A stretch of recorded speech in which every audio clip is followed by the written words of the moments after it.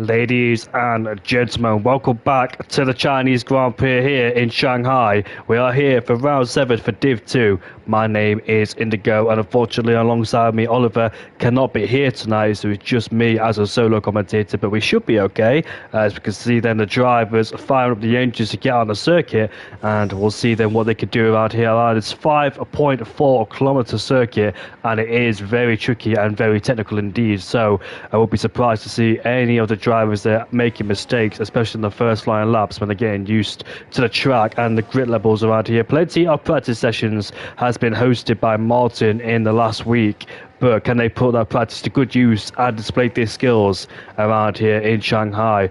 And we'll see then what the timing screen is going to be, because both Hasses now are on the circuit. MCFC and Yarhub together, line is stirred, and they're on the circuit. Haas, of course, at the end of the pit lane because they finished 10th in the championship last season in 2023 with not many points on the board, unfortunately for them. But this time in 2024, more points this season, and I think they're currently ahead of Alpine and Sauber, so that puts them into 8th, maybe close. And Ronnie's been disqualified for blocking the pit lane exit then, so that's quite unusual because maybe just spun the car and lit up the rear tyres, so I think that was the reason why. Maybe he got a qualifying ban, but anyways, Ronnie is out of this qualifying session as we continue to watch MCFC progress towards turn 14 at the heavy braking zone. 15 corners around this circuit, and the middle sector can be very difficult indeed, especially with the track limits, the high speed corners as well, and turn 13, a long right hander that goes downhill onto the straight with the DRS enabled as well down our back straight. We'll see plenty of racing action as we make our way towards the final corner. We see plenty of people crash at this final corner. Alex Albon comes to mind back in 2019, the 1000th Grand Prix held here in China. Then of course we didn't race a year later due to COVID, but we returned back to Shanghai in 2024 and onwards, and that was a decent race back in the sprint, but overall it was a boring race in the actual Chinese Grand Prix. I can barely remember what happened, even though it was a few months ago, but I still remember what happened in the last years of Shanghai as we make our way towards the 3.9 for him as we make our way now out of turn 6. We've seen Daniel Ricciardo back in 2018 overtake Valtteri Bottas for the lead of the race, and he went on to win as well for the first time that season. And then his second win came at Monaco after a redemption arc, after he unfortunately got caught out with the pit stops back in 2016 in Monaco when the pit lane wasn't ready for him, and therefore Lewis Hamilton went on to win that race ahead of Daniel Ricciardo. But yeah, this track sometimes can be quite exciting, especially when there's rain. We've seen it back in qualifying when I think it was Lando Norris who took pole back in sprint qualifying ahead of Lewis Hamilton, and they went side by side into turn 1. But Lewis Hamilton there won the battle as Lando Norris tried to stick it around the outside, but ran out of road eventually and fell backwards. But I think he still finished the podium back in China, ahead or behind Perez. As we make our way now towards the heavy braking zone of turn 14 there. Decent exit. It looks like a decent lap so far for MCFC. So let's see if we can continue this going towards the final corner. It looks like a steady, nice lap time. So 32.0 for MCFC. And yesterday back in Division 3, it was raining throughout the whole race, I think it was. So we see some wet weather affect this circuit before as Johan puts his Haas P1 and separates. Atlas Coppo now goes towards P1. Look at that, 32.0 as Mindful Wasp in the Aston Martin, who claimed a podium I think back in Saudi Arabia, is in P4. And look at the lap times, they're so close, but Keith immediately puts himself into P1 with a 31.7 then. So the first man in the 31s, Zeno, is second place. Now Zeno's one of those drivers we've seen in qualifying excel, but when it comes to the race, he tends to drop backwards and makes mistakes. So overall, he hasn't got the long race pace craft, but in qualifying, he is mighty. So watch out for him. He could be a threat in qualifying, but he just drops backwards slightly, whether it's a mistake of his own, whether he makes contact with somebody, or just struggles in general in terms of the race pace, because heavy fuel loads and obviously the tyres as well are not at their best in terms of the heavy car as well, influencing the balance of the car. Mindful Wasp invalidates at the exit, but it doesn't really matter because he's not on a flying lap time. Burmeister puts that Williams into P9 just behind Mansell there in P8. Mansell has been looking very strong recently, and I don't think he's secured a win just yet, has Mansell, this season, but he's looking very close to one, and Klusler's very close there on the outside curb, which puts him up into P8 there, does the Dutchman in P8. And yeah, Mindful Wasp hasn't won a race yet this season. He has been on the podium though once back oh, there was the wrong standings, so I'm looking at the wrong championship standings there. So let me get them up for you, as I don't want to be doing that, making that mistake. But there is the initial lap times in the first part of qualifying, with one driver already out due to disqualifying at the exit of the pit lane. But the championship standings looking really close. Both Saubers 1 and 2, as Calvin did overtake Mansell in the last race after missing out in Belgium, finishing in last place due to his mistake. But Calvin's 6 points behind Cassidy. Cassidy's on 106. Calvin races second with 100 points. And Mansell 10 points further behind with 90. Adams, who was the championship leader in the first few races, is demoted into P4. Sonic Hawk is P5. Same points as Keith in 6th place, as Keith is still on pole there with a 31.7. It's 85 for both of them. Mad G, 7th place, 79 points ahead of Energy Dan, who almost got a podium back in the Silverstone Grand Prix, but picked up that 10-second time penalty as he sped. But look at Mansell and Adams set the exact same lap times as each other. Can they get even closer than that around this 5.4 kilometre circuit? Martin is down in the first sector in comparison to MCFC, because MCFC did a 23.9. Martin's 2/10 behind. And Atlas Coppo has a billboard of rear wing today. Hashtag high downforce. So he'll be very slow on the straights, but should be very quick in the corners. So watch out for Atlas Coppo in P3, running a high downforce setup there. And we've got Cassidy also, who's on a lap time, the man in P1 of the championship. And I don't think Cassidy's won a race this season, has he? Because I remember him being on the podiums. I think he did win back at the Belgian Grand Prix, actually, saying that, because no, he didn't, because he picked up a 3-second time penalty. I got confused between. But talking about Atlas Coppo, he's just popped himself into P1 with a 31.7, and he's currently about 600s quicker than Keith in P2. So close margins between our front row occupiers this stage. Go back on board with Martin to see what he could do in the RB then, as we continue making our way towards our final corner, where we saw Alex Albon crash in the Toro Rosso, as it was called back then. Here is Martin towards the line. That's a decent solid lap time there for Martin on his first attempt, and he puts that RB into P4 with a 32.0. So it's getting ever so close in that midfield pack. If you find a 10th or two, you can find yourself catapulting up the order. As I'll see then if Cassidy's won a race. No, he hasn't. So my facts was correct. Cassidy has not won a race yet this season. He missed out in Belgium because he was leading majority of it until he had that 3-second time penalty, and MDJ hunted him down. Here is Cassidy towards the line. What can he do? Only P14, but still plenty of time left in this qualifying session to try and make those amends up. Let's see then, as everybody else is in the pit lane then, ready for their second lap time as the qualifying continues to tick down. We'll see who's on our flying lap. Calvin Racing, both Saubers are down in P12 and P14, so not a great qualifying session so far in terms of Sauber's standards, especially being P1 and P2 in the championship. So those, did you know OWR Xenon is Nordic champion in arm wrestling? No, I didn't know that, but if he is, then congratulations there to Xenon. I used to have a lot of arm wrestles back in the day at school. People used to challenge me, but not anymore.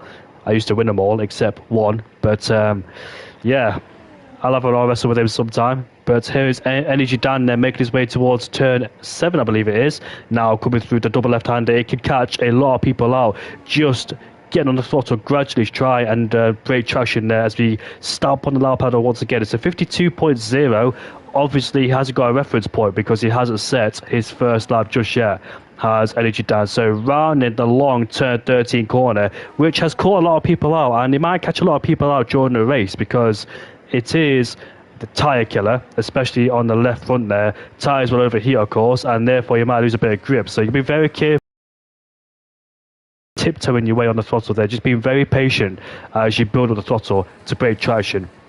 So Energy Dan then exits the turn 14 hairpin, and now we're making our way towards our final corner. Where can the RP driver put his car. He's had a lot of mighty pace, but unfortunately has made a few mistakes along the way, and it's only P15 there for Energy Dan. There is the Hungarian Grand Prix race winner, Sonic Hawk, who finished on the podium in Div 1 as well, and at the Hungarian Grand Prix. So it's a very good day there for Sonic Hawk in Hungary, but here in here in China, looks like it's a different story. He hasn't set a lap on the board yet. He has actually, but he's 3/10 up in the first sector. So good showings there for Sonic Hawk, and there's more time to be found in the middle and last sector. Look at the top three, barely separated by anything. Joachim has put that Haas into P2, so great display once again from Joachim. Has had his difficult moments here at SFR, especially in Hungary, where he qualified on pole but tumbled backwards after trying to reclaim first place after losing it, and took out somebody with him in the process as well. So he has had a difficult start here at the beginning of the season. But has he found his form? Has he found his rhythm? And if he has, he could be a real contender here tonight. Because I know Joachim personally. We have known each other for a long time. We've been in PSGL together as well. And we've been in X together as well. So the X esports team that we used to be in, not anymore though, because one, I don't race no more. And the owner is a dirty driver, as Joachim knows. And yeah, we've been around for a long time. Here is Sonic Hawk. They've run the final corner. What can he do in the RB? This could be pole. Oh, it's not. It's P4. It's a 31.8 there, so getting so close towards that pole time. Atlas Copo could be on course for his first pole here at China. He was close to a podium, I think, a few races ago. And he's going for flying low. Why not stay on board with the Red Bull driver? Let's see how many tyres, or what tyres he's on, sorry. As Emils, out of nowhere, goes to pole with a 31.5. Emils has been hovering in the shadows recently. And Probelli, nice to see you here, mate. You finished third place, didn't you, last night in China? You did lead the race, but unfortunately got caught out by the wet tyres. So nice to see you here, Probelli. Hopefully you're doing well. Yeah, but what a great lap time there from Emils. Finally showing what Ferrari could do, and the Ferrari boys looking really quick here tonight. But back on board with Atlas Copo as he flies through turn 6. Now, a quick right-hander to turn 7. A slide down on the brakes, back on the throttle again. As we make our way towards this double left-hander we go. Back on the power as soon as the car straightened up, as soon as you broke traction. A bit of overtake too to boost your way at the corner as we make our way down towards the end of the middle sector. A 52.1. Zeedham! Wow, it's a Ferrari 1-2. It's a 31.4 from Zeedham. Fantastic indeed. Both Ferraris are finally showing their pace. And is this the changing point? Is this the time now where Ferrari can really show their true colours around here? Their true pace. I really hope it sticks in the race too, because we know that Zeedham tends to drop backwards. No disrespect, of course, but just pointing out what I've seen in the last few races. But Atlas Copo, can he split up both Ferraris? Can he get himself back on pole? I think there's a little twitch. No, it's just a bit of lag. But anyways, here we are towards the final corner. DRS is enabled. Can he get himself on pole? No, he can't. It's a 31.7. So, no, it's not. It's pole. It's a 31.2. And what a lap time indeed. He is synced out, unfortunately. So, that was a bit delayed there from crossing the line. So, he's beaten both Ferraris. And both McLaren is looking really strong as well, with Adams up into P6. And Martin puts himself into P6 now, ahead of Adams with the 31.8. So qualifying is really spicing up. Both Saubers there on the back foot down in P14 and 15 as well. Both Alpines also on the back foot too, as Mad G scored a podium back in the Bahrain Grand Prix. Here we are, Casti out of turn 9 we go, as we end the middle sector with That's 51.4, so he's 4/10 up in the middle sector, and those 4/10 will not be enough though, because it will only put himself into P10 or 11. So he still needs to find a lot of time in this last sector. Can he make up the deficit? But I don't think he can, because it's a long straight, a heavy braking zone, of course. So we'll see then what Casti could do in this last sector. Very important times, desperate measures there for the Sauber boys, who are currently first and second in the championship. A heavy braking zone slows the car down as soon as the car straightened up, back on the power once again, rotated the car really nicely there. And now we're making our way towards the final corner, where we saw Antonio Giovinazzi back in 2017 crash there. Here comes Casti towards the line. P4! Wow! Predicted to be a 32.1, but found loads of time in the last sector. So Casti there finally puts himself in a familiar place. Keith goes up into P5, really showing now some strong paces, the McLaren driver. He did suffer a bit in Hungary and in Silverstone too, but ever since those misfortunes, he came back very strong. Saudi Arabia and Belgium wasn't a really strong race either, was Australia. But here in China, 5th place will do him the world so far. What's Calvin Racer do is still in the garage with 2 minutes and 50 seconds left on the clock. Klussler, the Dutchman, is 2.5 tenths up in the middle sector, and we'll see that he's currently 11th in the championship. His highest finish so far has been in Silverstone. I remember him being inside the top 10, but other than that, in fact, it was actually Hungary. Klussler has been one of those drivers that's been very quiet this season, it must be said. He pops out of nowhere sometimes and usually drives a good race, other than that Bahrain Grand Prix where I think he made contact with one of the Sauber boys. But yeah, I think Klussler is slowly but surely finding his feet here on the F1 24 game. Here he is, right in the final corner. A bit of a twitch there for Klussler as he crosses the line right now. It's P6, so a decent qualifying result there for Klussler. And Yarham is making his way towards the end of the first sector in the Haas. Let's see what he could do. He's 2 tenths down, so not a great opening lap there for Yarham. So what will he do? Will he back out? Will he save a bit of tyre wear? Will he cool the tyres down? He looks like he's still pushing, but no, he's not. I think he's backed out there because he's shifted up there really early, and he's turned the ERS off as well, so he won't be pushing. Cassidy has run out of fuel and probably run out of time to get back in the pit lane and go for another flying lap time. So we got our main contenders. Who to watch in this qualifying session? I'm not quite sure. Both Ferrari boys are out there. Atlas Coppo is out there too. But I want to watch Energy Dan down in P17. Here he is towards the end of his lap. What's he going to do as he closes the lap? It's P13 there for Energy Dan. So not the best of qualifiers for him in terms of his standards. But Sonic Hawk is 9 tenths up, it says. No, that's his best lap time, sorry. But here he is then towards the end of the first set. So what can the Indian driver do? 5 tenths down, so he can't do anything, but he's not got a lot of time actually. I think that is his qualifying over unless he can really push that car to the checkered flag and get a sneaky lap time. Who should I go on board with? You know what, I'll stay on board with Zeno because he's further along in the top 3. Cassidy's out there somewhere, but he's back in the pit lane.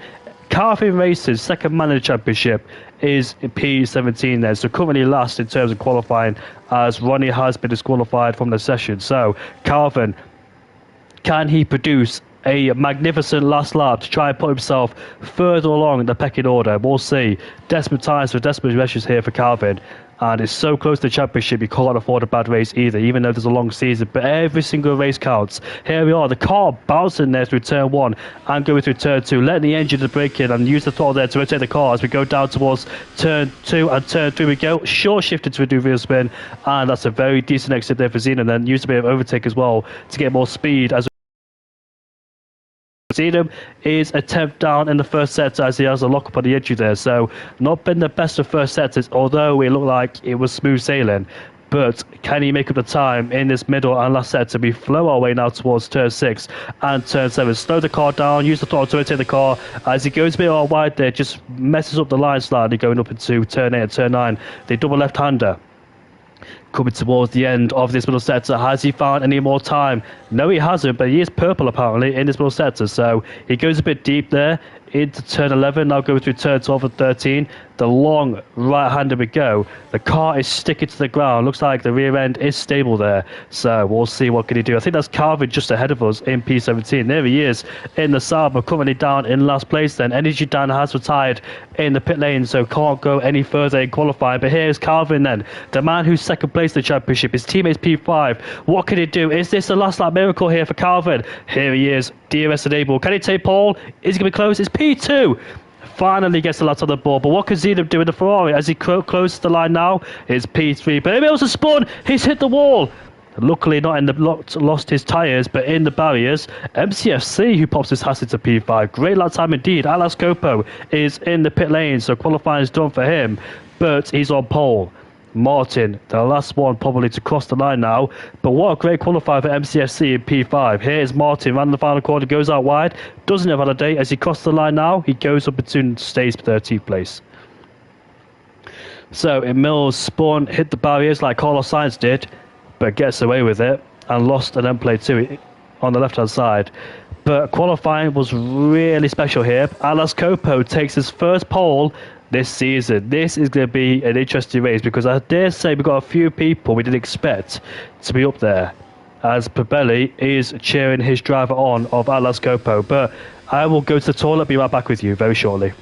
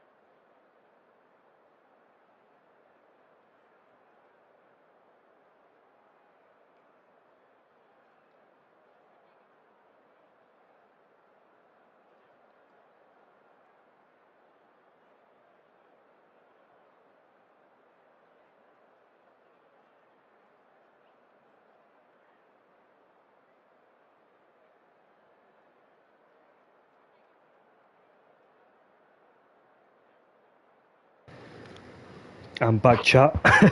I really hope you like what you're seeing here tonight because we've got a different pole sitter. That's Alas Copo taking his first pole of the season. And his best result came back in Hungary as well. I think he was close to that DRS trade to pick up the podium that time, but just too far away.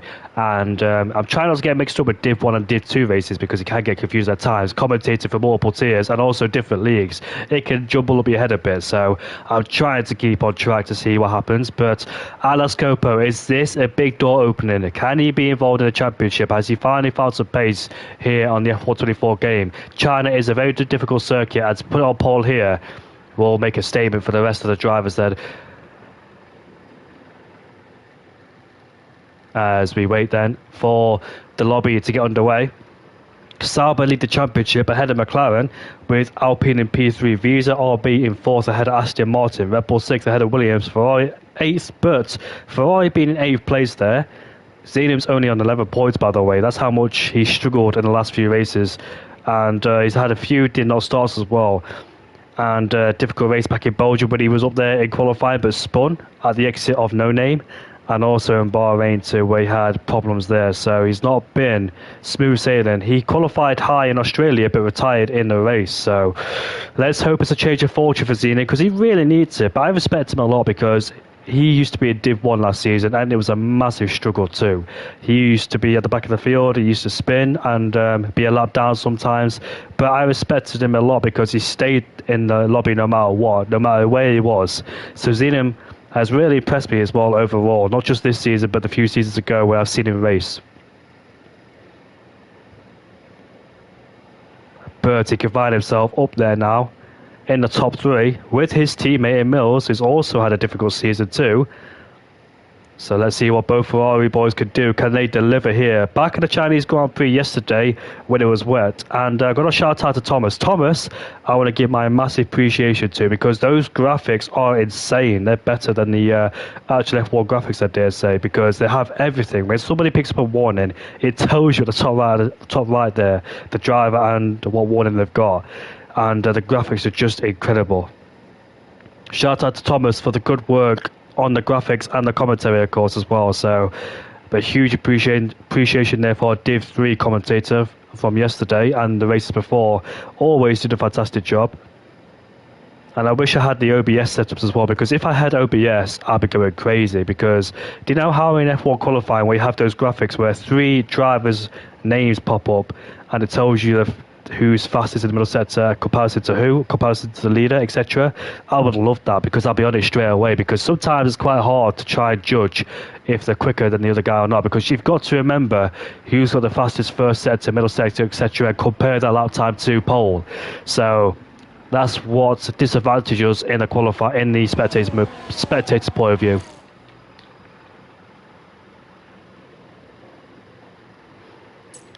I just had to adjust the audio there. Mindful Wasp has already been disqualified from this formation lap then, so his tyres will be stone cold. Talk about tyres, I'm going to predict, before I click on it, that there'll be no soft winners. Yep, no soft winners indeed, as expected, because those tyres will rip to shreds and they will overheat quickly as they take a lot of punishment in the high-speed corners, especially with the left front too, taking a lot of pain. Long right-handers, etc., especially turn 12 and 13. Melissa Harrison is in the chat today, and she's hoping, that her man Keith gets a podium. Keith's last podium, I think, was at the Bahrain Grand Prix when he won it. But other than that, he's had a few difficult races. His best result after that was at the Australian Grand Prix when he was fighting for a podium with the likes of Mansell and Carvin Racing. They both secured a podium, did those two. It was a fantastic race back in Australia. Hammer and tongs on the whole race. We saw the Lord Alem, the reserve driver who took the victory in Australia last week. Lord Alem drove a brilliant race because he was on the mediums to hard strategy, whereas others were on the hards to mediums, and he made it stick. Lord Danny Boy, the man who's my father, is in the chat. He adopted me a few weeks ago, a month ago, but he is in the chat hoping for OWR 123. Probelli won, I think, back at the Saudi Arabian Grand Prix in Hungary, but he's in the championship by himself because the V car is catching up with his 2 wins coming back in Hungary and Belgium. and he did not start in Australia, but Probelli extended his championship lead ahead of the V car. The V car will be looking to get back in contention very quickly because he can't afford to lose points against his championship rivals. It was Goggs, the only one of the 2 or 3 drivers on the intermediates towards the end. Matt G was on the intermediates too at that time, as my audio has been turned off. Hopefully it hasn't, as all 18 drivers line up on the grid then, ready for this race. It's going to be very hectic down into turn 1, turn 2. We're going to see plenty of side-by-side action here. And here we are, 3, 4, 5 lights as we look towards the back.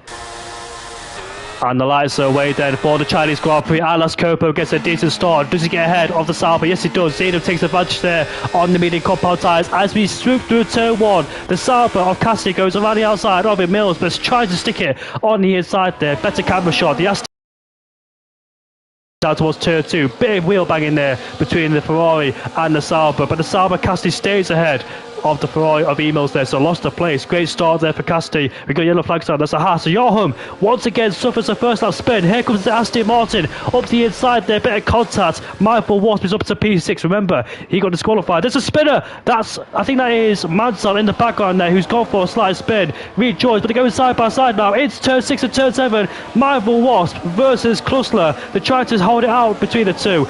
Michael Wasp swoops around the outside. He takes the place away, goes off the track, and Klussler goes back through.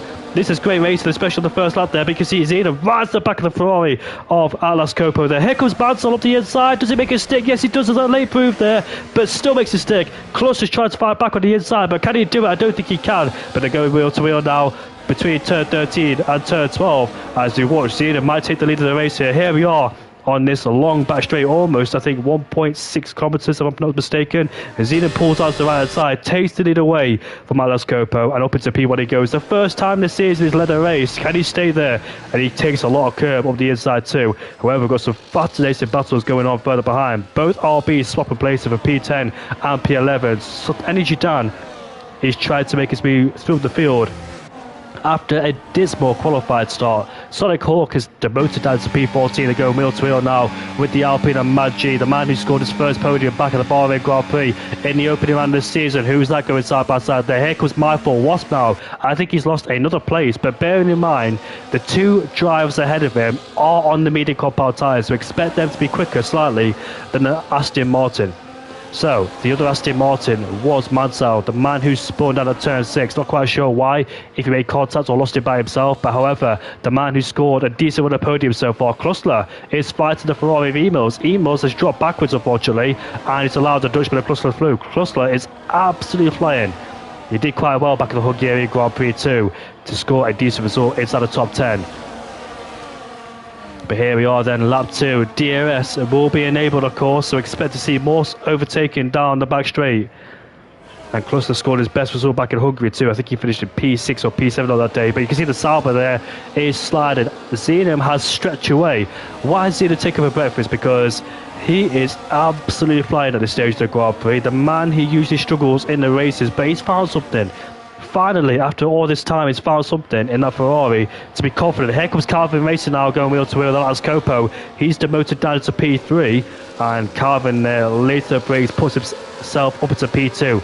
That DRS has really helped it because the gap was 1.3 down to 9/10. So the power of the DRS there, getting himself back in DRS range, and that's not going to help Zenum because he wants to pull away whilst he's got that tyre advantage over Zenum. And Calvin Racing also picks up the, Klussler sets fast up on the Grand Prix too. As we can see that Cassidy is all over the back of the Red Bull.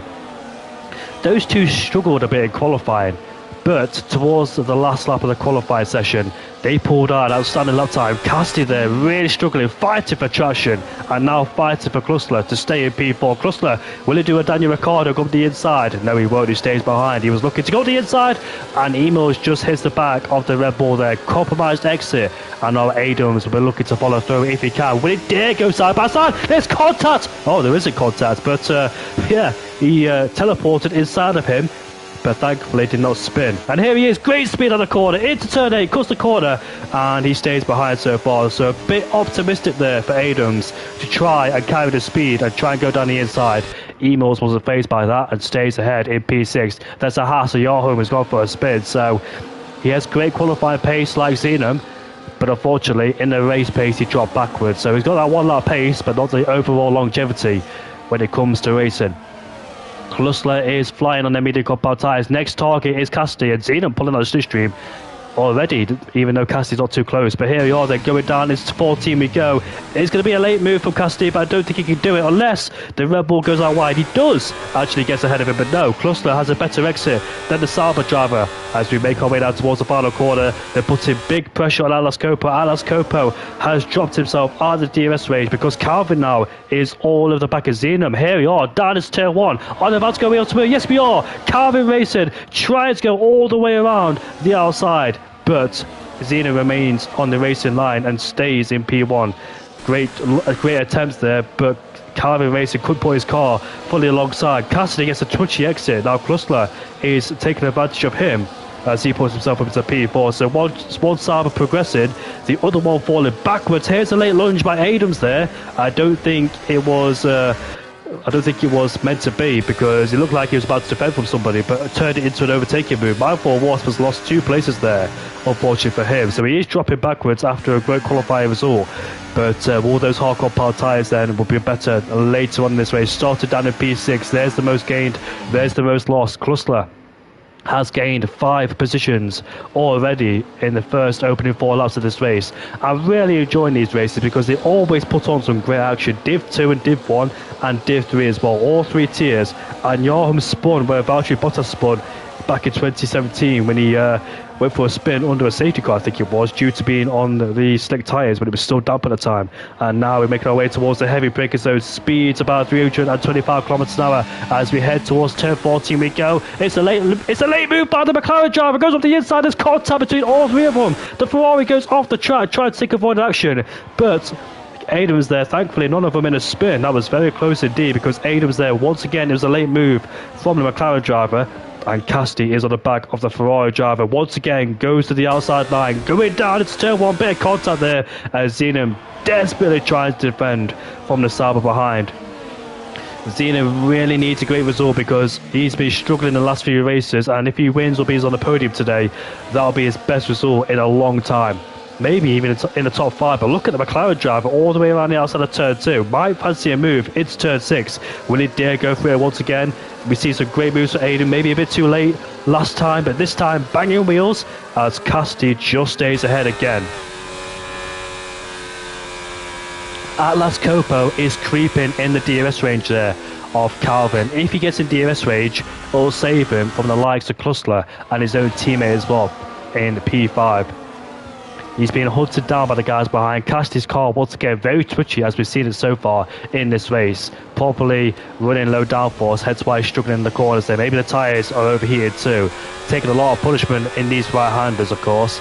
Oh, look at that, the back end of the car wanted to step out as he tries to get the power once again. Calvin Racing has been dropped out of the DRS range on Zenon there, so really Zenon is still pushing. Here comes MCFC, and here comes the McLaren driver with the DRS again, and this time we'll go for a move on Cassidy as we make our way now towards turn 14 we go. Cassidy is late on the brakes there, goes out deep and allows Adams through. Here comes MCFC. Will he take advantage of Cassidy? No, he won't, and he has to stay behind him. Adams goes up into P5 with another great move again, as we can see the Ferrari in the background of E-Mills goes off the track. How many places has he lost in this race? I think it's about, it's 5 places. He went from P4 to P5. And he's really struggling so far, but Calvin puts in big pressure on the Ferrari. Do you know what? I think Zenon is maintaining the pressure really well, because he's not really been in first place a lot this season. In fact, he's been in the midfield, and to be in first place, hunted down by the championship leaders, maintaining the pressure really well. I don't want to jinx him at the same time, but he's doing a very good job so far, keeping the Sauber at bay. Although the Sauber could show more pace later on, maybe he's just playing the long-term game. He has stored up a lot of energy in that battery there. Here comes Matt G now versus Sonic Hall. These two are about to go wheel to wheel, are they? But no, they don't.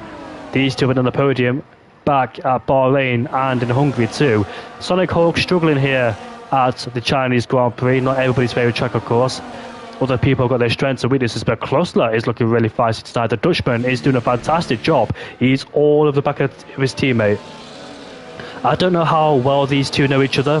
So on different strategies, will Atlas Coppo allow Cluster through? I don't know if they're deployed together, because usually the Norwegian boys like to be deployed with each other and work together too. Like we see with Hurricane and Berimi, as they always tend to work well with each other. And here we are then, down this long straight we go, again, going down to 14. Cluster is not close enough to make a move, but Cassidy has been overtaken by MCFC. Here we are on the inside, into turn 14. Jorholm spun again as they bang wheels at the exit. MCFC puts the Haas into P6. Great job indeed from the Haas man. Oh, they broke off the track together as the Saab almost spins and he collects it. Very nice save indeed there for Cassidy, almost dropping it like Antonio Giovinazzi did back in 2017 when he replaced Pascal Wehrlein, because Wehrlein was injured due to the race of champions, and Giovinazzi raced for him twice in Australia and in China. In the Sauber back then, with the blue livery car before it came out for Romeo a year later. But now, Atlas Coppo has caught the top two. He was outside the 1 second range of DRS, but he's back in contention then. So the top five in DRS range of each other, with MCFC picking up a 3 second time penalty. Great timing too, because I was about to say MCFC was about to be overtaken by Mindful Wasp into turn 6, but he's too far back. Great race so far. We've got plenty of laps to go. So far, Jorholm in P18 is really struggling, but both Red Bulls have swapped positions. I think that was orchestrated, knowing that Klussler is on the medium compound tyres. There's no point holding up your teammate, especially when he's on a different tyre compound to you, so you might as well let him go and try and hold down the top two, because you know that the hard compound tyres is durable and you have the mediums fitted on. Later, who's that banging wheels there at the exit of turn 13? Here we go, Calvin Racing then takes the lead of the race away from Zenon as he was slotted into P2, and nothing he could do about that with the Sauber straight line speed. Here comes Adams up the inside. Will he make it stick? No, he won't. He stays behind. I thought he'd make a move there, but that was MCFC and I think Mindful Wasp making contact out of turn 12. Mark Webber was airborne once he, as MCFC and the Sauber go off the track again in harmony. And this time Cassidy's under massive pressure, so Cassidy, who had a great qualifying, is dropping backwards now as we go down towards turn 1. Cassidy trying to go around the outside. When he got too wide, be off the track, as here comes Emos now taking 8th place away as the Sauber continues this fight, then going down into turn 2. And let's see who wins in this battle. Big contact made and then spun. Emos has dropped it, and the RB of Martin gets caught up in the incident too as he goes for a full spin. So contact made there between the as you can see, that's the Sauber doing a Kimi Raikkonen and hits the back of Sergio Perez, but luckily didn't tag him this time. Feel sorry for Martin because he got caught up in two people's incidents when he wasn't involved, but like Azora was back in Hungary when he got caught up in those two people scrapping there for P3 and P4 at the time. And can Mindful Wasp in the Aston Martin in P6 catch up in this battle? He is on the hard compound tyres. Cluster though lost it out of turn 12 and 13. Just lost the rear end, and now Atlas Coppo has been released and up into P2 it goes. Further back, it looks like Zenom's dropped down the order. Our former race leader is in P10 and he's struggling so much here. Unfortunately, China, I guess he's on the podium again. Here comes Adams now, looking at the back of the Red Bull.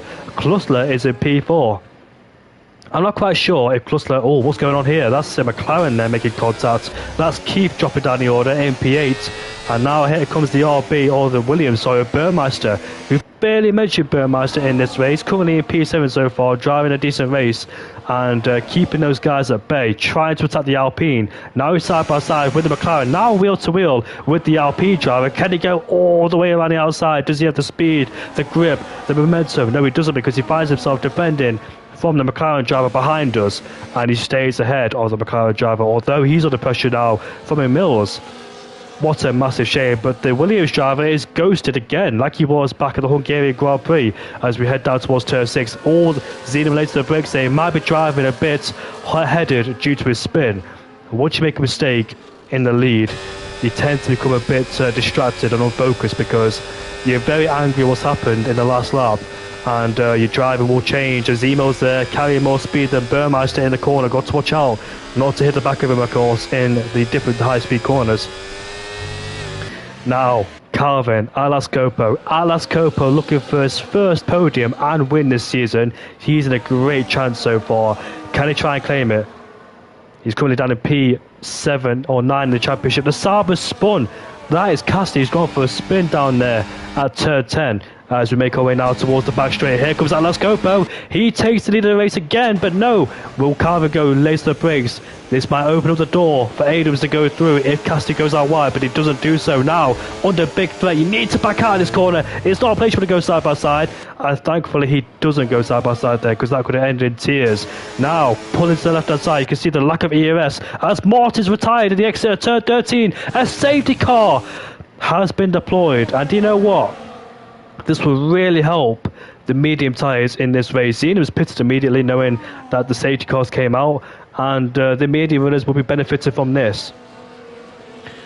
Wow, so what action going on here as Martin unfortunately left the session. The winner of Saudi Arabia struggling here in China. This is going to change everything in the race now. The medium runners could be into play. Back into play, sorry, as I try to get my words out, but I'm a lone commentator. It can be difficult commentating by yourself, although I've done it for 5-6 years. You would have thought I've been used to it, but yeah, I always like somebody alongside me, and I miss Oliver too. I want to go back to like lap 7 or 8 where Zeno made a mistake. I want to see if he made contact with Cluster, because that was the big changer in this race where Zeno dropped down the order. So let's see what happened there going on to lap 8, lap 9. And we'll figure out what happened going down to the corner. So I can't quite see.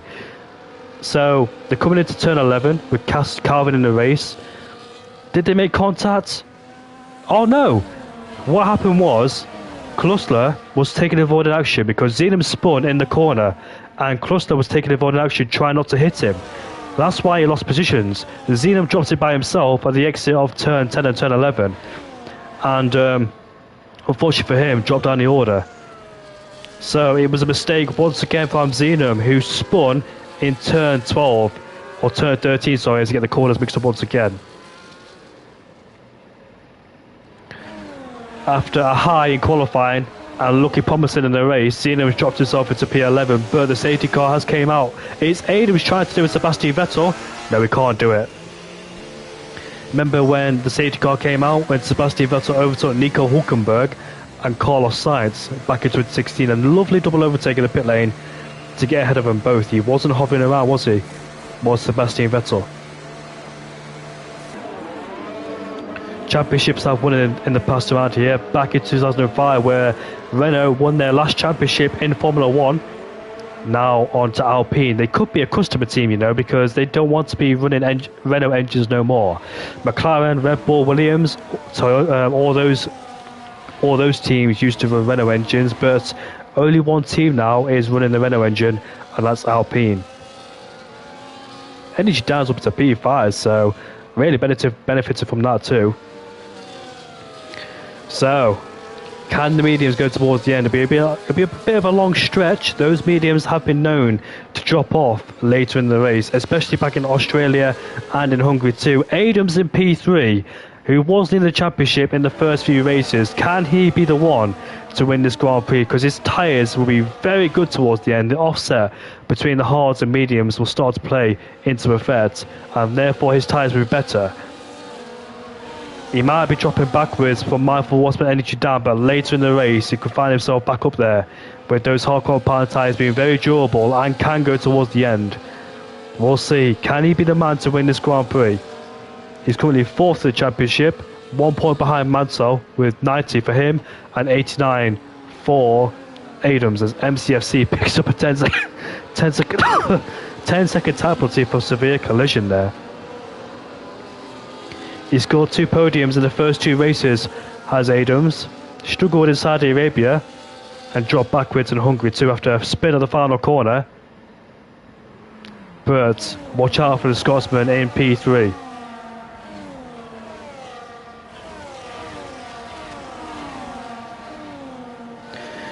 And I will go for a short break while the safety car is out, and we can discuss what will happen later on in this Grand Prix. Do you know what? I'll stay unmuted because let's keep it flowing, because we've got the energy right now to keep going in this Grand Prix. So the Chinese Grand Prix, first introduced back in 2004. I think it was Rubens Barrichello, the man who won the Chinese Grand Prix on that day. Then in 2005 is when Michael Schumacher won his 91st and last race win around here in Shanghai, ahead of Giancarlo Fisichella after a great overtake into turn 1. And 2007 is when Lewis Hamilton dropped it in the gravel and potentially lost his championship right there too. He had a gearbox problem back at the Brazilian Grand Prix, which also had affected his championship.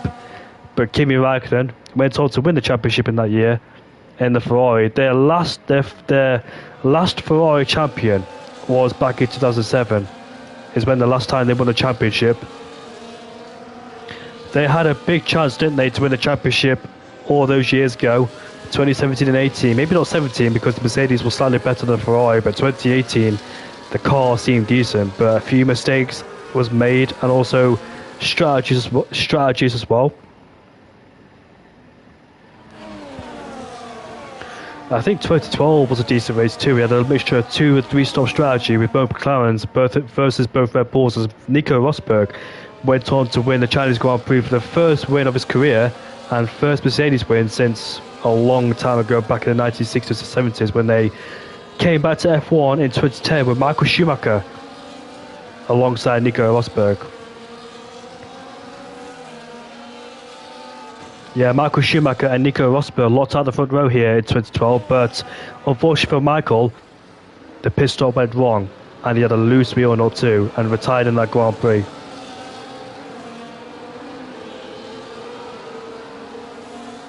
'10 was also another great race as well. I can't remember who won in 2010. I think it could have been Sebastian Vettel, I dare say. I think he won in 2009 because he secured his first win in the Red Bull at 2009 Chinese Grand Prix.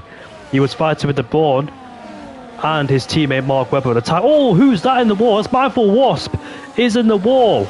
It's not the first time we've seen people drop it under a safety car, and I think the safety car was about to come in too, so that's a big blow to his race. Has he picked up any end plate damage? I hope not, but that was a big impact in the wall there, so a bit of front wing damage could be sustained. I think the second half of the grid is slowing down because of illegal overtakes.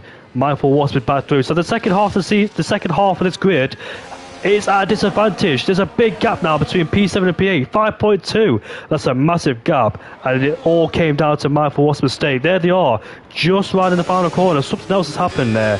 They're further backwards, those guys are, so what a big disadvantage for those guys, dropping down in the order. So here we are, down into turn 2 we go then. So Adams is playing the patient game before the medium compound tyres start to drop off the cliff. And Carvin Racing was putting pressure there on Alas Copo as we go down towards turn 6. The other Sauber is having problems down there turn 2. He's off the track and in the gravel he goes. Klusler is back up into P4 with Energy Dan defending there from Burmeister. The top 6 are now left alone in this race. And we've got a second pack in this grid as well because Mindful Wasp, because all those shenanigans under that safety car restart, has been gapped, and also seen it was 3 seconds behind as well. So those guys lost a lot of time thanks to Mindful Wasp's mistake. Where is Mansell? Danny P13, remember him spinning early in this race. Danny P13, let's see what he could do. Scored on the podium in the last race at the Australian Grand Prix, and also I think back in the last race in Hungary too. So he's been on a run of podium so far as Mansell, but that's come to an end. Depends if something major happens and all of a sudden he can find himself back on that podium.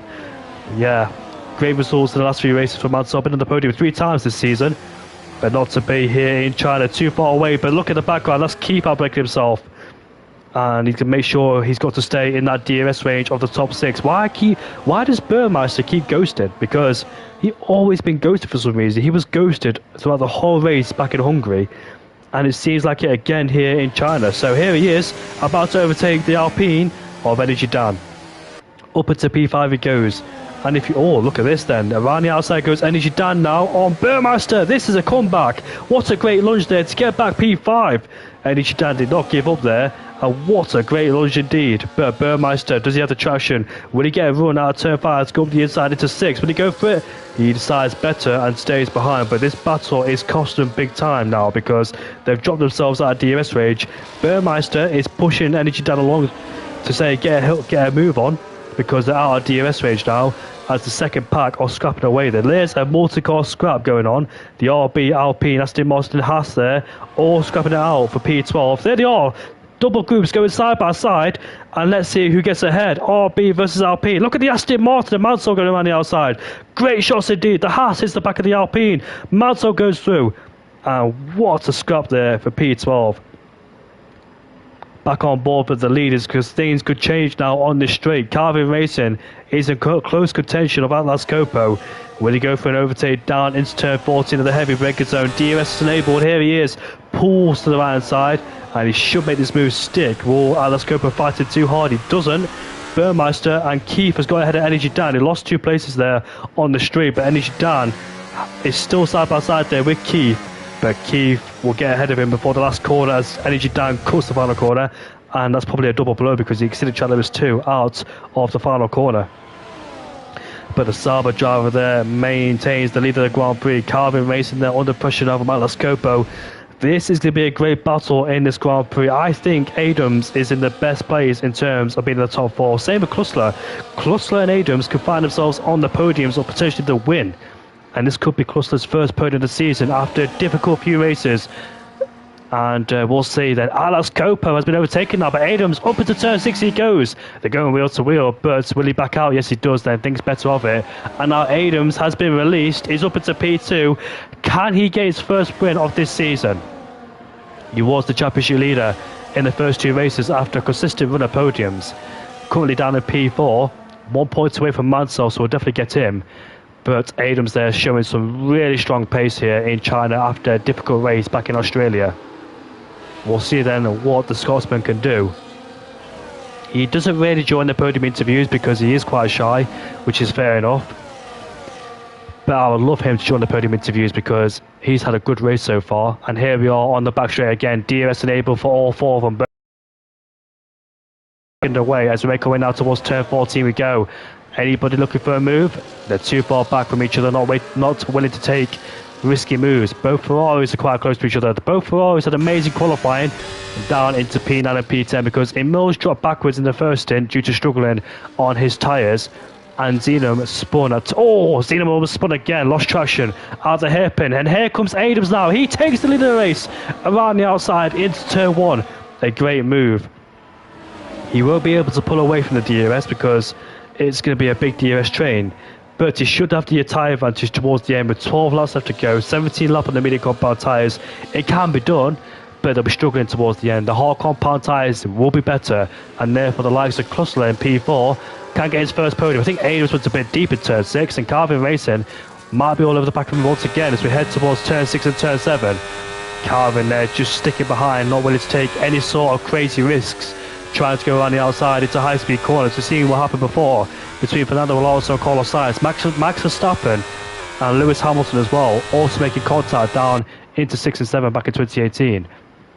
Both Red Bulls were double stacking at the time because both Toro Rossos crashed at the hairpin, allowing Red Bull to double stack. The top 4 of Vettel, Raikkonen, Bottas and Hamilton stayed out there, and therefore Red Bull on the being on the better tyres were able to pull up and overtake him, except for Verstappen because he tangled with Sebastian Vettel in turn 14.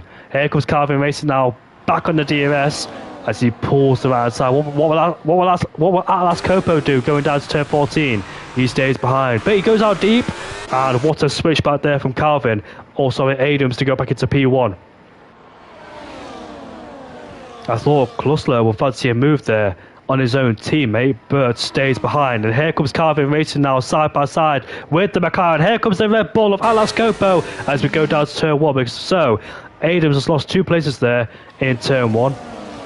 The Harvarders are demoted down into P3 and P4. Mindful Wasp is in the pit lane, probably to change his front wing because he's struggling out there with the lack of downforce.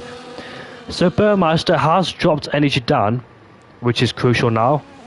Finally got rid of him, and he could join in on this battle for the lead of the Grand Prix. 6 drivers battling here in Shanghai. This is going to be a mighty battle towards the end. And we've got two people on the hard compound tyres now. Should be the better race tyre towards the end, and they should have the advantage. We'll see towards the end of this Grand Prix how things play out between all those guys. Once again, it's a brilliant race, but you've still got 11 laps to go to decide who will win this Chinese Grand Prix. Could be any of the top 6 there It depends how things pay out, because mistakes are easily made, penalties are easy to be picked up, safety cars could change the whole trajectory, and therefore the pendulum could be swung around towards the medium runner's way. And Adams did not get a good exit at turn 13 because he got Cluster all over the back of him. And those two are the half runners in this race, probably predicted to win this Grand Prix too. And here comes Cluster now side by side with the McLaren. The Sauber has spun out of turn 9. That is Cassidy down there. Gets going once again as Mindful Wasp does overtake him. As we round the final corner, Adams does defend from the Red Bull there, use a lot of batch to try and stay ahead as well of the Red Bull as we head down towards turn 1. The McLaren's under massive pressure from Cluster. Here we are, Carlos Copo looking for a move as well on the Sauber driver. Second, third and fourth have not won a race this season. Carvin and Keith has won a race, except Burmeister, he hasn't. Remember, Burmeister picked up his first podium of the season back in the British GP. He was fighting with the likes of Energy Dan and Calvin, but Calvin managed to cover them off with the battery he had on the last lap to pull away. And it's a dismal race, a dismal ending for Zenum's race here, who is spun once again, so looking to change his ways here. Unfortunately, suffering once again.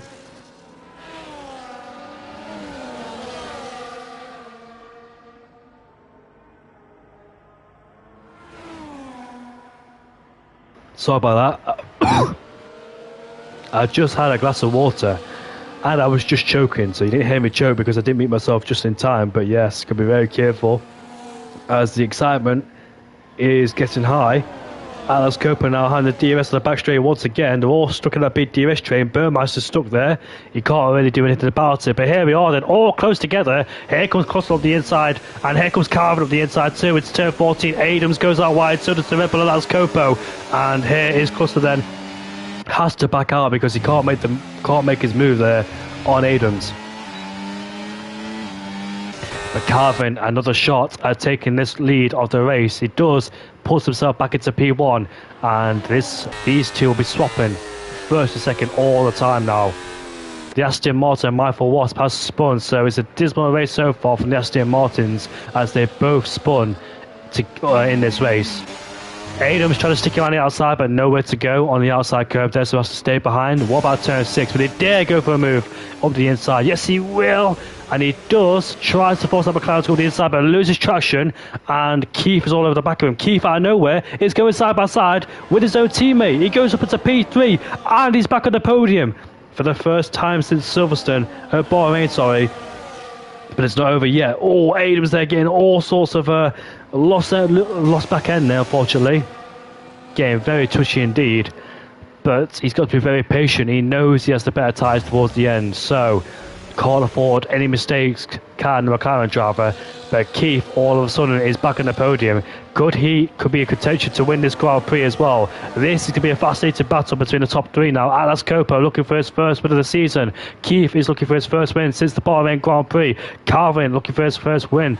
Oh, we've got a spinner down there too. That's Johan once again as we go down towards turn 14. In the background, it's 3 abreast almost as we go into the breaker zone. Adams under pressure from Cluster on the inside. And let's see, can Cluster finally get ahead of Adams? Yes, he can.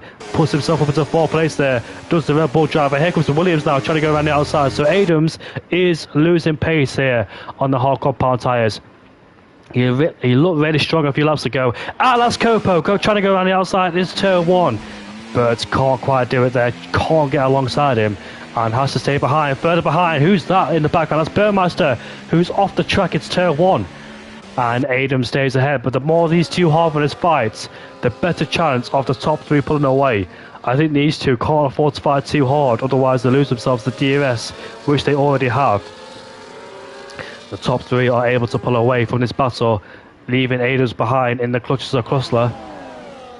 Cluster and Adams desperate to try and get on the podium because it's the highest they've been so far this season. I dare say for Cluster, not for Adams. He's been on the podium twice, but Burmeister is ahead of Cluster. What happened to him? Not quite sure. Did he lose it at turn 6 and turn 7? Must be the case. OWR Ronnie unfortunately has dropped at the exit of turn 3, has spun there, and hopefully get going once again, which he does do, and back on the circuit safely.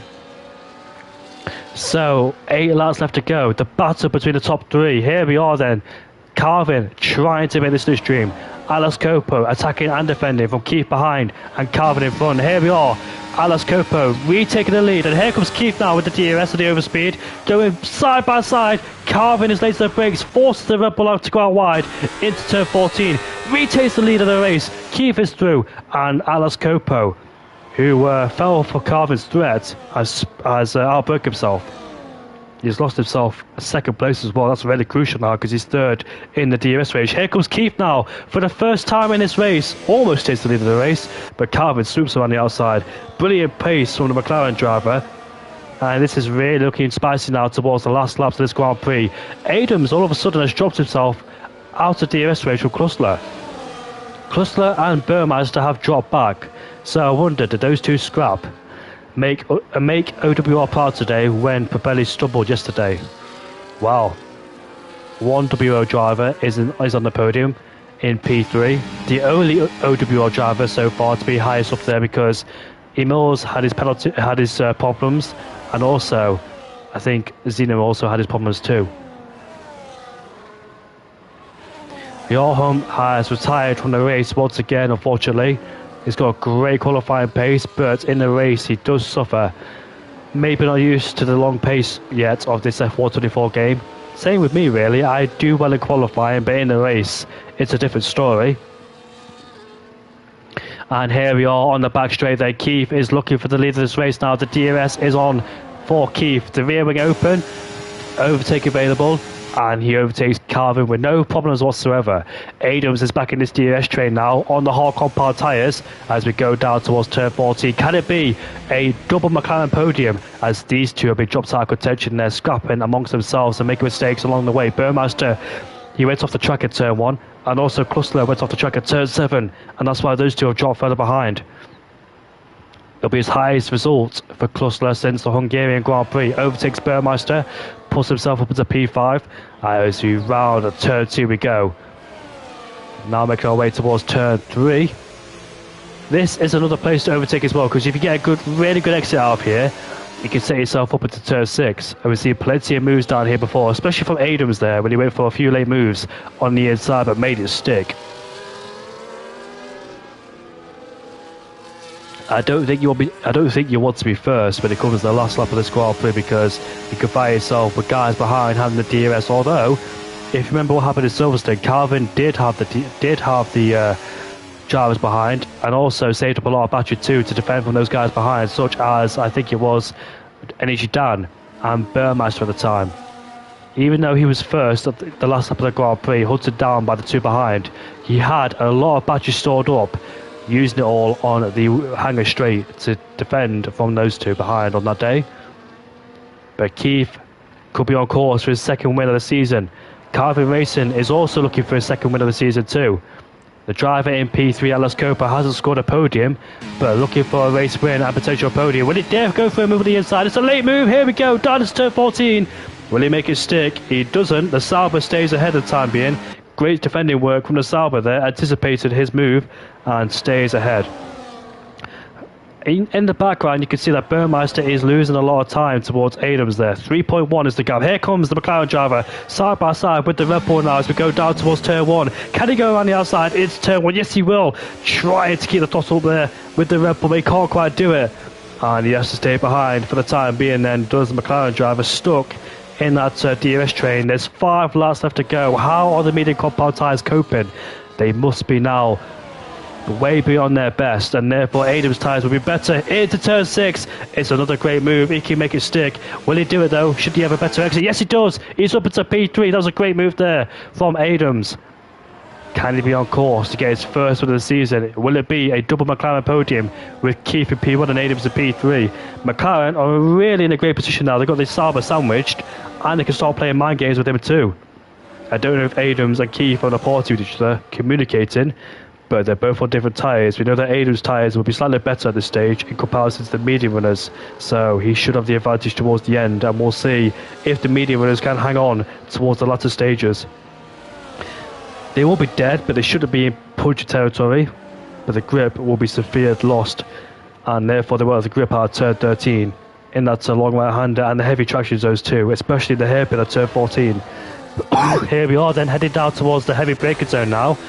And you can see Calvin's ERS management has really been sufficient. So I think Adam now has got to try and regenerate some of that lost battery there, because if Calvin can keep up his ERS management towards the latter stages like he did in Silverstone, you might have the advantage there on the McLaren drivers ahead of him and behind him too. So that's what's helped him in the last few races. And we've got MCFC, who might have had a problem down there. It's the Ferrari of emails. Oh, double disaster there from the Ferrari drivers, who were on a high in qualifying but on a low here in China. Unfortunately, as you can see, that Adams there getting good grip out of turn 3. Now making our way towards this fast right-hander at turn 5. What can he do? Here comes Atlas Coppo now, looking for a move, but Adams can spot that. A bit of contact made between the rear diffuser and the front wing, but stays ahead there. So Adams has got to have his wits about him to try and keep Atlas Coppo at bay and try and keep the attack on. I think from now until about lap 26, try and really regenerate some battery ready for the last laps of this Grand Prix. You can put it in medium, you can put it in non. I put it in non in these in the middle sector there, because you don't really need to use the battery to try and keep up. You just need to keep on the track and keep the car within the white lines and keep it intact too. Here we are, right into turn 30 we go before we head on to the back. On the back straight here, we're keeping the lead with Calvin in P2. Is Calvin keeping Keith in P1 to use him as DRS later and try and save battery there? Here comes Adams then, he used a bit of overtake, trying to overtake Calvin as we make our way down towards turn 14 we go. The flashing light at the back of the Sauber driver. He's harvesting energy, almost outbreaks himself and hits the McLaren. Here comes Adams side by side with the Sauber as they continue the battle, but Calvin just stays ahead there up to P2. I thought Adams would get him around the outside, but it's a difficult place to go side by side through there. It's such a tight corner. You don't want to go side by side at all in that left-hander, because one of you is bound to go off the track, if not both of you, or in a spin. But look at the grip, look at the speed he has in turn 1 and turn 2. Before we drop down into 3 and 4, and Keith there open up the door for Calvin. They both get a bad exit. Here comes Adams there underneath Calvin, and with the better traction, the better tyres, he takes P2. What about his teammate there? We try to take him on his turn 6, but Calvin's still on the racing line, so Adams can't go up the inside there. As we go side by side now out of the corner, Adams should have better traction with those hardcore power tyres, and he does. Up to P2. It's the McLaren wants it, but look at the Sauber there, trying to go on the outside, but does not have the grip to do so. It's advantage McLaren so far, first and second. Both McLarens on course for a whole of points on the day where Sauber, with one of their drivers retiring, can gain a huge bunch of points in the championship in terms of the constructors there. And also Adams as well, trying to put himself back into P3 in the championship or second, depending where the other Sauber driver is, which is down to P17. Oh, a really bad exit there for Calvin. And now here comes Atlas Coppo around the outside. Calvin there might lose a podium here, as Adams now will he take the lead of his teammate. Here we are then, both McLarens P1 and P2. This is a big chance for huge points. There we are, side by side, groups of 2 as we make our way down towards turn 14. Adams is up the inside. How hard will these McLaren boys fight? It's about pride at the end of the day. Sometimes you're going to be selfish to win the Grand Prix, and as you can see, Keith got out wide in the final corner. May have picked himself up a track limit violation there. Adams is back up into P1 now, but Keith settling into P2. I don't know who will win this Grand Prix, you know. Even though Adams has had a better tyre on the lot, out of the lot, we never know if anything could change here. No rain expected, of course, but we'll see if there's any contact between any of these guys. Can Adams now pull away with those hardcore power tyres? Can he break the DRS? Because the gap is 6/10 there. As here we are, down into turn 6 we go. And no moves being made there so far. Now Adams, can he finally pull away, break the DRS between second and third? If McLaren work together, if Keith knows that he can't win this Grand Prix due to the tyre deficit, will he settle for second place, help his teammate defend from Calvin and Atlas Coppo? This could be a great chance there for 1-2, because Keith can use Adams as DRS, keep Calvin in P3 and Atlas Coppo in P4, and this will be a big chance for a big haul of points in the championship. McLaren, one of the teams I dare say not expected to be first or second, considering where they started. Let's have a look where they started. Yeah, look at that. 11th place there for Adams and 8th place there for Keith. So these two, their strategies worked really well to be back into play into first and second. But actually, here comes Keith on the inside. It's turn 14, so no team orders there for McLaren. and they're going to make it difficult now between those two.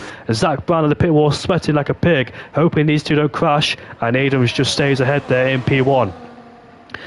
I really want these two to work together, but at the same time, it's all about pride. You want to win for yourself. You've got to be selfish in league racing and in F1 too.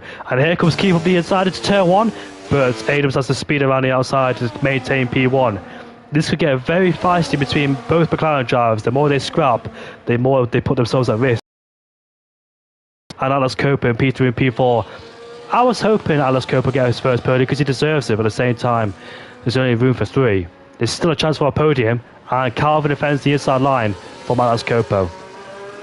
They all deserve to win the podium, but there's only 3 spaces unfortunately, and those 3 spaces currently occupied by Adams, Keith and Calvin. I think they've all done a fantastic job so far in this race. Ferrari, who looked like the advantage in the early stint, but it's swung towards McLaren's way. Calvin has been in the lead majority of this race as well, but all of a sudden finds himself McLaren in his sights after trying to fight with Alex Copo and Zeno for a very long time in this race. But those being compound tyres will not be looking good so far.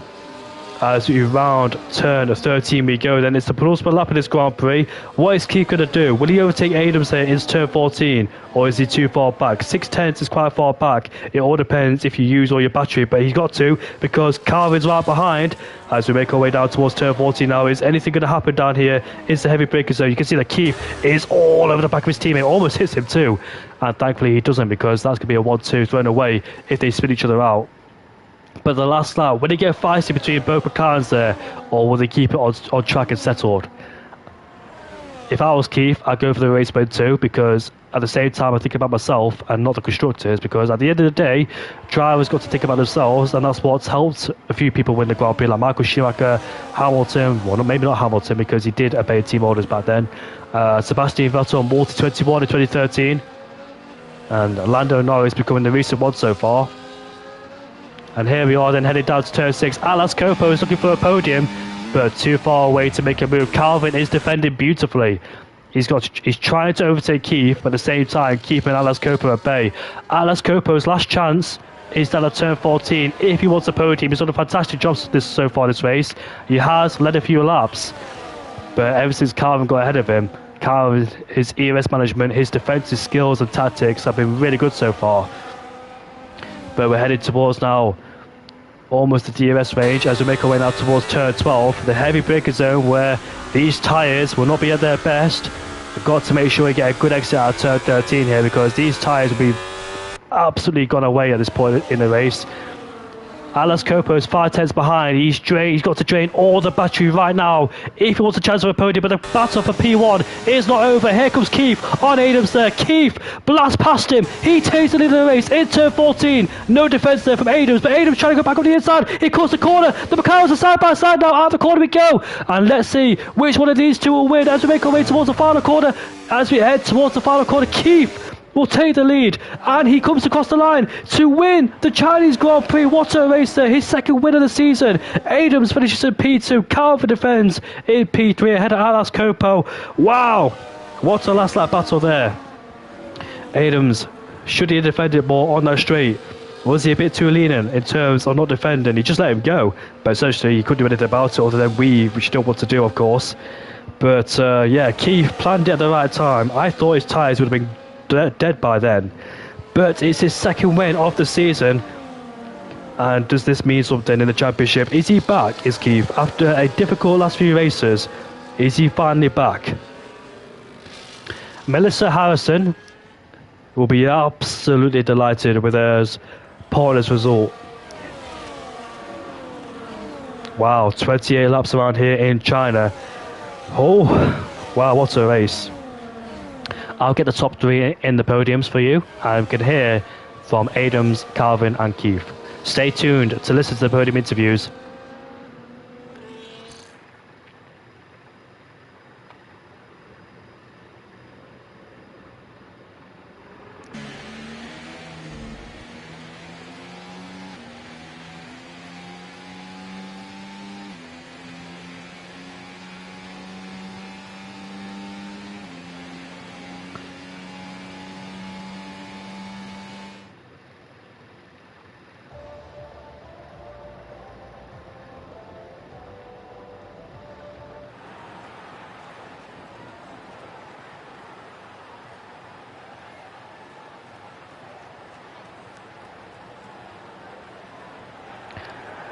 Oh, right, so the top three have been invited to the podium interviews. I'm so grateful, I'm so happy that those two did not crash in the final corner, because that would have been a huge chunk of points wasted. All that time wasted just to crash the final corner. Wow, my breath is gone. I know Adams does not like to join podium interviews, which is fair enough, so I'll have a text message. I'll try and get a text response for him.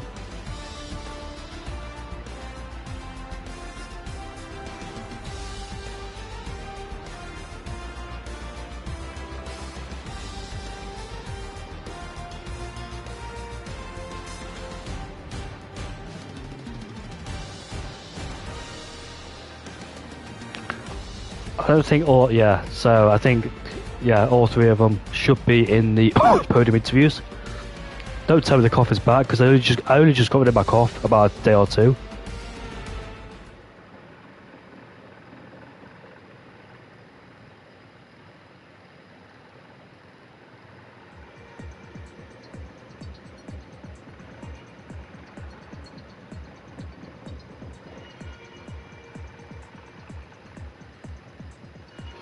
Right, so I don't think I set the invites off for some reason, so let me do it again.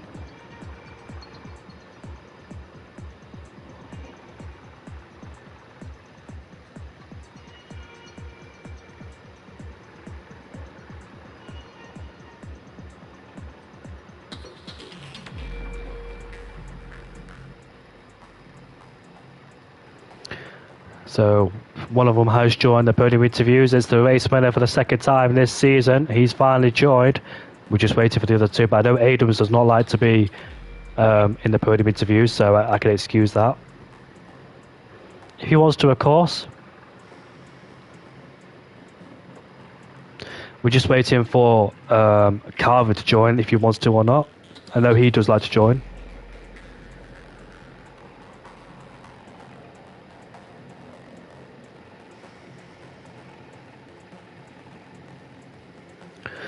So, hopefully Carver's got an invite. He should have. Unless I invited the wrong account, of course. Can you help me out, Keith? Please, if you don't mind. Yeah, I can hear you.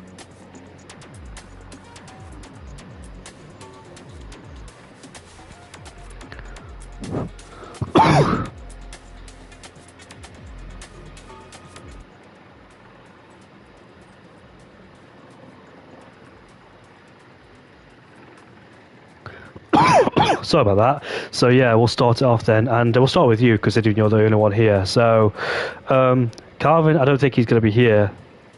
I don't think so. We'll just start with you. So the race winner here in China, you had a difficult qualifying. You dropped into P11 in the first opening after this race. But where did the race change for you? Like, where did you think that you'll be up there on the podium or potentially to win? Keith, you've got no audio by the way, mate. So please set your voice to share.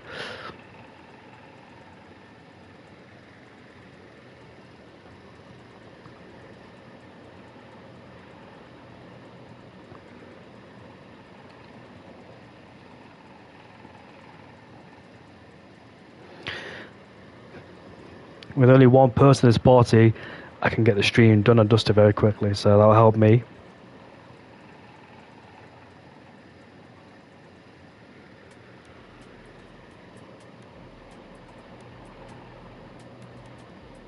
Go to your party settings and allow voice to be shared, mate.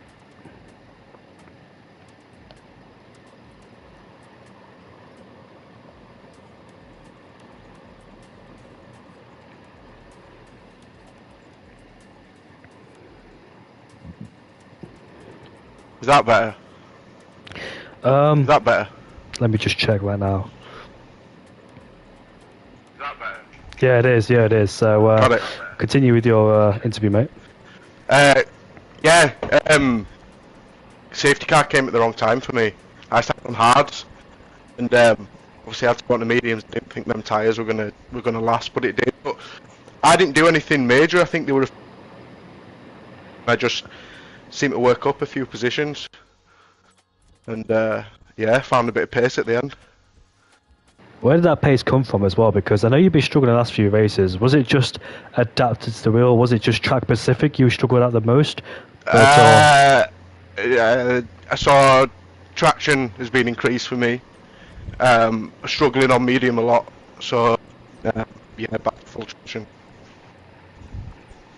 oh, fair enough, mate. And in terms of your teammate as well, like you were not giving up at all. In terms of constructors, was it just all for Yeah, all? Because I know you're trying to win the race for your own pride, and you should do. Because but in terms of constructors, were you nervous about making contact with Adams there? Because you had Carvin around the back of you too. yeah. Do you know what? We were battling for a couple of laps, me and Adams, and then before you knew it, Calvin was behind us. So I backed off a little bit, and yeah, I suppose we just helped each other through. But then last lap, when I had that DRS, I had no choice but to have a little go for it at the end. Yeah, you were close enough. You might as well had a go as well. And were you a bit Yeah, nervous in the final two corners because you were side by yeah, side? them last two corners, I was just like, please don't crash. Um, but yeah, it worked. It worked. Adam's got his second as well. Yeah, that's his third podium of the season. Unfortunately, not a win for him, but it is coming because he's got great pace. And were you in a pie with him as well?